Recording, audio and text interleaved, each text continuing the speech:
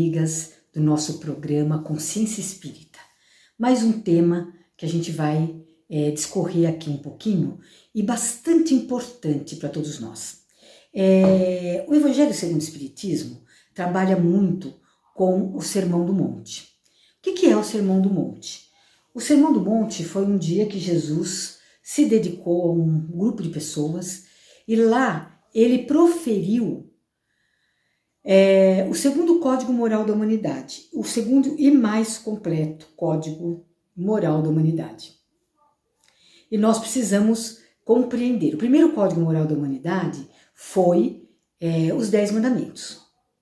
E com os 10 mandamentos, Jesus foi muito claro que ele não veio destruir a lei, ele veio dar continuidade, ele foi dar cumprimento, ele veio reforçar, né, o que está nos 10 mandamentos, que a gente pode resumir, né, não precisamos nem conhecer todos os 10, mas podemos resumir: amar a Deus sobre todas as coisas e o próximo como a ti mesmo. Quem faz isso, que ama a Deus sobre todas as coisas, com todo o seu coração, com todo o seu entendimento, e ao próximo como a ti mesmo, a gente já vai estar fazendo o melhor que a gente pode para o mundo. Só que Jesus ele veio falar um código moral, ele veio com o segundo código moral muito mais completo, que faz com que a gente pense em cada frase. E o que eu escolhi hoje são bem-aventurados os misericordiosos, porque receberão misericórdia. Esse capítulo está em Mateus capítulo 5, versículo 7. Bem-aventurados misericordiosos, porque eles alcançarão misericórdia. E nessas bem-aventuranças, ele vai discorrer várias outras coisas. E uma delas que ele atrelou a essa misericórdia, quando nós possuímos a misericórdia, quando nós possuímos o amor ao nosso próximo, quando nós conseguimos olhar o nosso próximo, não com desdém, como muita gente faz, mas olhar como um igual, como nosso irmão, que foi exatamente a lição de Jesus. Né? Quando ele profere o Pai Nosso, a primeira fase, o nome da oração é Pai Nosso. E o Pai Nosso significa o quê?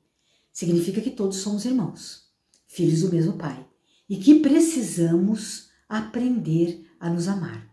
Ao longo da caminhada evolutiva, né, a criatura humana fez muita coisa.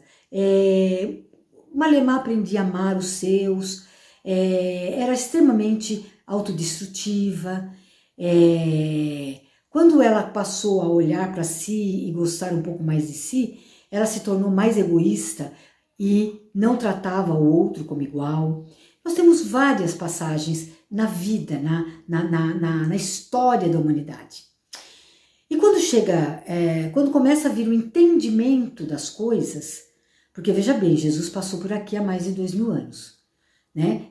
Toda essa jornada, para que o cristianismo realmente tomasse um corpo, que o cristianismo pudesse tocar os corações, demorou muito tempo.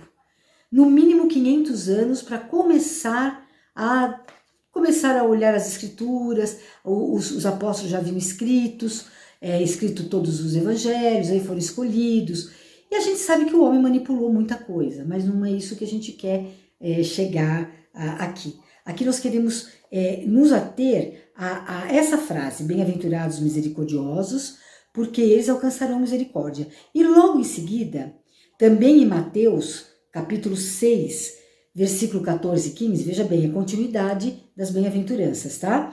Nós estamos lá em Mateus capítulo 5, versículo 7, agora capítulo 6, versículo 14 e 15. E ele diz aqui: se perdoardes aos homens as ofensas que vos fazem, também vosso Pai Celestial vos perdoará os vossos pecados. Mas se não perdoardes aos homens, tampouco vosso Pai vos perdoará os vossos pecados. Será que Jesus quis dizer com isso, né? Veja bem, se eu não perdoo, o que é o perdão? O que é o perdão? Você vai encontrar em muitos escritos dizendo esquecimento das ofensas, inclusive no Evangelho.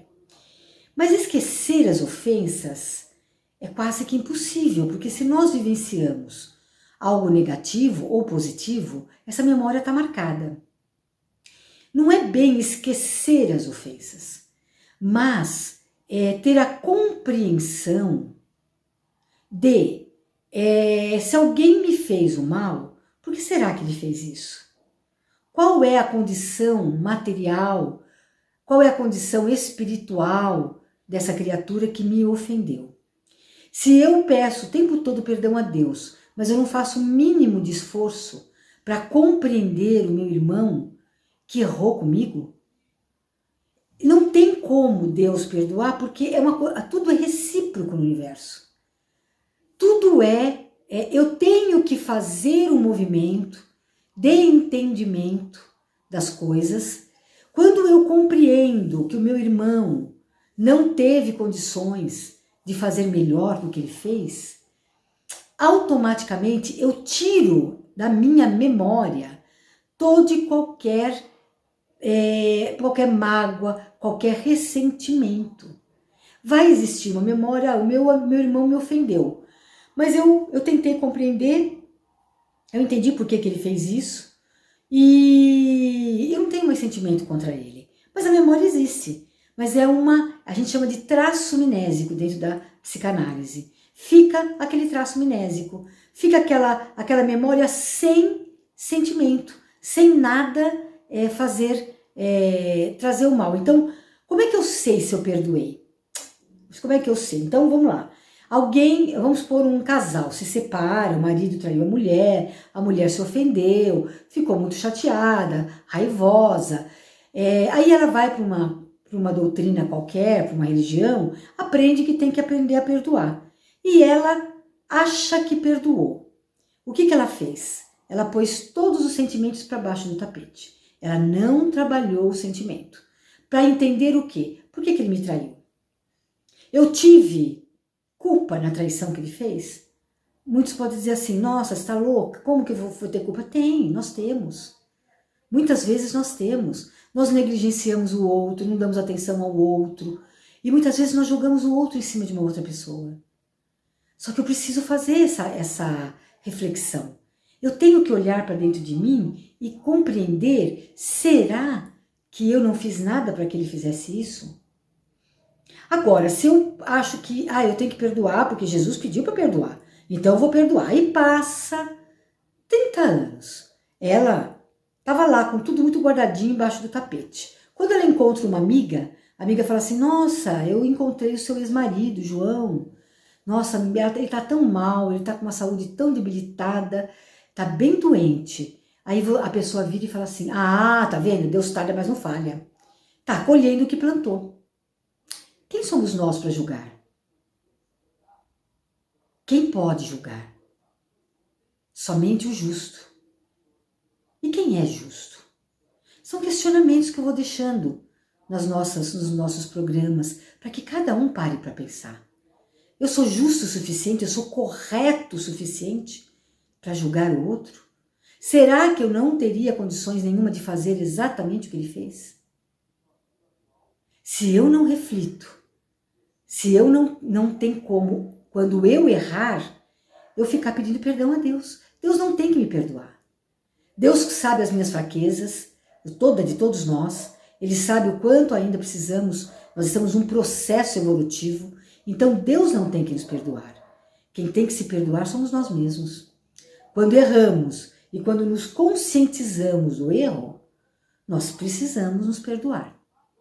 Aí nós vamos um pouquinho mais para frente desse capítulo, Bem-aventurados misericordiosos, e ele diz o seguinte, portanto, isso aqui estava na passagem Mateus, capítulo 5, versículo 23 e 24. Portanto, essa frase ainda está no Sermão do Monte, tá? Portanto, se estás fazendo a tua oferta diante do altar e te lembrar aí que teu irmão tem alguma coisa contra ti, deixa ali a tua oferta diante do altar e vai te reconciliar primeiro com o teu irmão e depois virás fazer a tua oferta. Veja bem, é uma continuidade de entendimentos. Então nós temos lá as bem-aventuranças, depois vai vir o que Jesus está explicando. Adianta eu ir a uma igreja, ir a um altar, ir a algum lugar, ofertar um sacrifício, mas não corrigir o que eu trago dentro de mim? Não pedir perdão para o meu irmão do que eu errei? O que Jesus nos pede aqui? Se traz uma oferta ao altar e tem algo contra o teu irmão, ou teu irmão tem algo contra ti, vá e reconcilia-te com ele. Para depois você trazer a oferta ao altar. Porque não adianta simplesmente nós querermos que Deus faça tudo por nós. E é mais ou menos isso que a gente faz na nossa vida. Principalmente quando professamos religiões diferentes das do Espiritismo. Aquelas religiões em que eu confesso os meus pecados e vou pegar uma pena e aí eu estou absolvida. Não é bem assim. Eu preciso ter consciência dos meus pecados. Eu preciso ter consciência dos erros que eu cometi com o meu irmão. Eu tenho que aprender a pedir perdão. Se ele me perdoar ou não, desculpa, gente, vou pegar uma água. Se ele me perdoar ou não, já não é problema meu. Eu fiz a minha parte. Eu me humilhei, fui lá, reconheci o meu erro. Gente, a coisa mais linda que é isso. É tão lindo você reconhecer um erro e chegar para a pessoa e pedir perdão. Se ela te perdoar, muito que bem. Se ela não te perdoar, com Deus você tá quites. Aí você pode ir ao altar e deixar a sua oferta. Logo em seguida, né, Mateus capítulo 5, versículo 25 e 26, logo em seguida desse que eu li, ele fala o seguinte: conserta-te sem demora com o teu adversário, enquanto estás a caminho com ele, para que não se suceda que ele te entregue ao juiz e que o juiz te entregue ao teu ministro e sejas mandado para a cadeia. Em verdade te digo que não sairás de lá enquanto não pagares o último ceitil. Conserta-te sem demora com o teu adversário. Conserta-te, perdoa, compreenda, reflita. Todos nós temos um adversário, ou mais que um. Não precisa ser um adversário muito grande, mas às vezes uma pessoa familiar, uma pessoa da família que nos ofendeu, que nos criticou, que tivemos alguma contenda. Tenta compreender, tenta se conciliar com ele. Porque não adianta eu pedir e não fazer a minha parte. Isso não é assim que funciona. Vamos procurar fazer a nossa parte. Quando nós pensarmos no perdão, por exemplo, aquilo que eu te contei da mulher, quando ela soube que o marido estava doente, ela falou, Deus tarda, mas não falha. Se você realmente perdoou, você vai dizer, puxa, que dó, né? Que Deus o ilumine e ele consiga uma cura para os seus problemas. Isso é perdão. É quando você fica sabendo da pessoa, você vem a memória do que ele fez para você, mas não vem mais mágoa, não vem mais tristeza. Pelo contrário, você está superior a ele. Você entendeu a situação, você perdoou e tirou toda a mágoa dentro de você. Será que nós fazemos isso? Quem de nós faz isso? A doutrina espírita, ela pega muito nesse ponto, para que a gente faça o melhor para nós. Então, amar a Deus sobre todas as coisas e o próximo como a ti mesmo, se a gente perceber que eu não me amo, eu não faço o melhor por mim, o que vai acontecer? Eu não vou amar o meu próximo, eu não amo a mim, eu vou amar a Deus? Eu costumo sempre fazer isso. Quem ama a Deus? Todo mundo levanta a mão numa palestra. Não ama, porque você não ama nem a si mesmo. Então vamos começar a olhar para dentro. E como que eu vou fazer para me amar? Como eu faço para me amar? Eu tenho que começar a fazer alguma coisa olhar, ver quais são as qualidades que eu tenho. Dentro das minhas qualidades, o que eu posso melhorar? O que eu posso fazer para o meu próximo? Não preciso ir para a África dar comida para a criança que está desnutrida. Muitas vezes o meu próximo está dentro da minha casa. Então vamos lá. Vamos fazer alguma coisa. Vamos passar a se orgulhar. Um orgulho, o lado bom do orgulho, né? Vamos começar a ter o amor próprio. Vamos usar a palavra orgulho, que é muito pesada. Vamos começar a desenvolver amor próprio.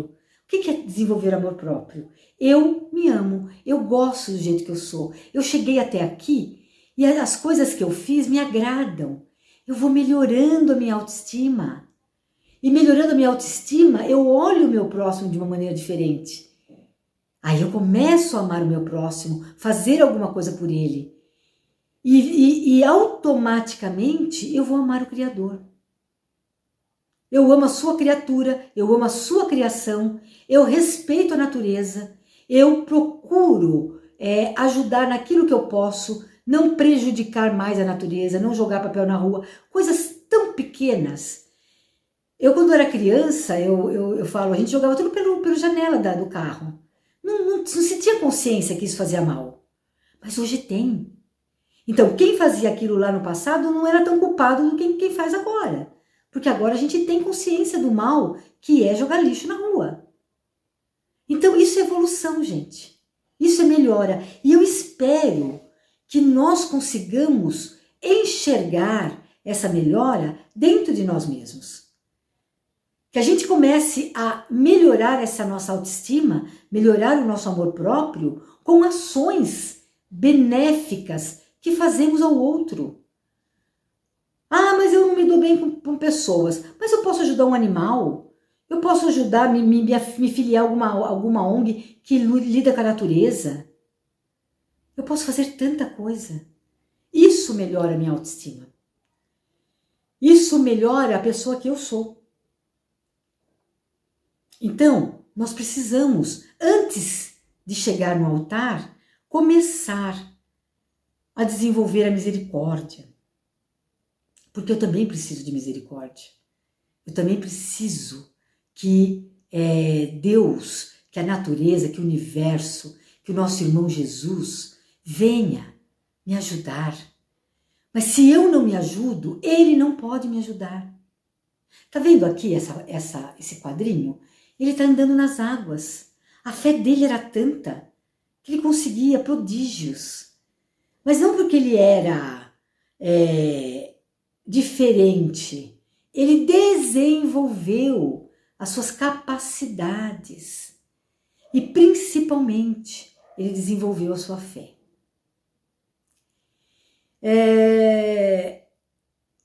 Tem uma passagem do Evangelho que eu gosto muito e eu sei que eu vou fazer uma palestra só sobre ela, onde na época queriam prender Jesus, né? Estavam doidos, Caifás, os judeus, os romanos, queriam prender Jesus de qualquer forma. Por quê? Porque ele estava trazendo conhecimentos muito adiantados para a época e estava envolvendo em amor as pessoas. Então, os guardas encontraram uma mulher em adultério e a lei mosaica dizia que toda mulher encontrada em adultério tinha que ser apedrejada. E levaram essa mulher até Caifás, que era o supremo sacerdote judeu. E ele estava doido para prender Jesus. Quando levaram ela para ele, ele falou, o que nós fazemos com essa mulher? Ele falou, faz o seguinte, leva lá para aquele que se diz filho do homem e veja o que ele manda. Caso ele for contra a lei mosaica, você prende ele na hora. E Jesus estava num bate-papo com os seus discípulos, num lugar arenoso, e os guardas chegaram e jogaram aquela mulher na frente de Jesus e disse, pegamos ela em adultério, o que devemos fazer? Nesse momento, Jesus parou, fez um desenho na areia, que foi o símbolo do cristianismo, ele desenhou o peixe. Naquele momento, o que Jesus fez? Jesus estava entrando em conexão com o Pai da vida. Olha que maravilha. Nós, se formos questionados, nós respondemos na lata, não pensamos para responder. Jesus não. Ele foi, se conectou com o Pai porque ele sabia que ali tinha uma armadilha. E o trabalho dele ainda não estava terminado. E ele tinha que saber o que falar para não ser preso. Olha a dificuldade. E ele fez essa conexão. Qual foi a resposta dele? Atire a primeira pedra, vírgula, quem tiver sem pecados. A autoridade moral dele era tão grande que os soldados largaram a mulher, viraram as costas e foram embora. Os apóstolos largaram Jesus, viraram as costas e foram embora. Ficou apenas a mulher e ele. E Jesus disse a ela, mulher, vá e não peques mais. Cadê aqueles que estavam te julgando? Vá e não peques mais, para que algo pior não te ocorra. Eu fecho o nosso programa de hoje com essa lição, que nós traremos talvez no nosso próximo programa, para a gente dar ter uma compreensão maior dessa capacidade divina que Jesus desenvolveu e que todos nós poderemos um dia possuir, desde que queiramos e formos atrás do que fazer para que essa transformação ocorra. Gente, é muita coisa pela frente, tem muitas lições para serem ditas. Vamos então terminar hoje pedindo a Deus, a Jesus e aos amigos espirituais que iluminem a vida de cada um de vocês, que ilumine a vida do nosso planeta azul e que ilumine também aqueles que nem conhecem a Jesus, aqueles que ainda causam tanto mal, que possam também ser envolvidos pelo amor desse Mestre amado. E assim, muito obrigado e até